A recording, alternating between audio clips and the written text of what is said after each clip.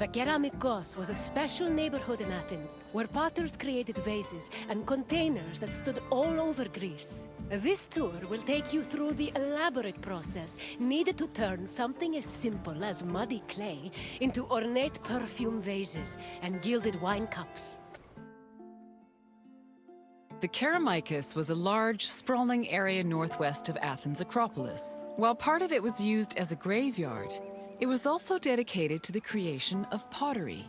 The Keramikos was so significant to the art form that its name lives on in the word ceramics. Perhaps drawn by the river, potters moved into the area and formed their own bustling community. It's believed that by the end of the 5th century BCE, hundreds of thousands of pottery vessels had been made in Athens, including everything from heavy, undecorated cooking pots to delicate and beautiful containers reserved for the most precious oils. Sadly, only around 1% of these works survive today, some only in small fragments. Raw clay from a river was hardly fit for a potter's wheel. Athenian potters used clay that was rich in iron, which created the distinctive orange-red coloring seen in Athenian pottery. But this high-quality clay needed to be handled carefully to avoid disasters in the kiln later on. The clay was first brought to settling beds, where it was mixed with water to wash out any organic debris like leaves. Once it was purified, workers kneaded the clay with their hands to push out air bubbles and create the texture necessary for a flawless finish. One of the goals of these early steps was to remove any impurities that could destroy a delicate design, or worse, render a vase unusable. Once the clay was cleaned, it was up to the potter to shape it into a vase by spinning it on a wheel or pressing it into a mold. Their choice depended on what shape they wanted for the vase, but they also considered the possible scope of its decoration. Potters did not work alone. A workshop might have had many people working together on different aspects of production. Potters collaborated with many different painters for decorating their creations. Some of these painters even became potters themselves.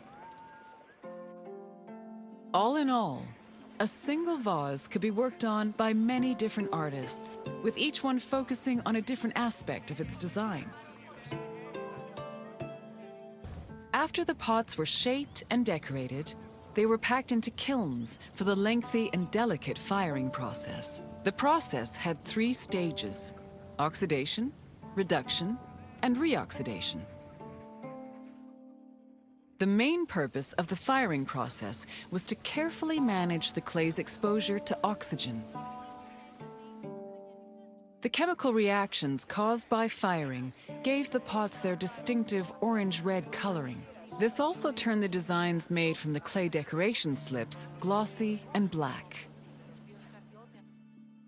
The most difficult part of the firing process was managing the fires themselves. It required an enormous amount of skill and experience to properly judge the exact temperatures needed, and even the smallest mistake could ruin several hours of work. Vases could be decorated in all sorts of ways.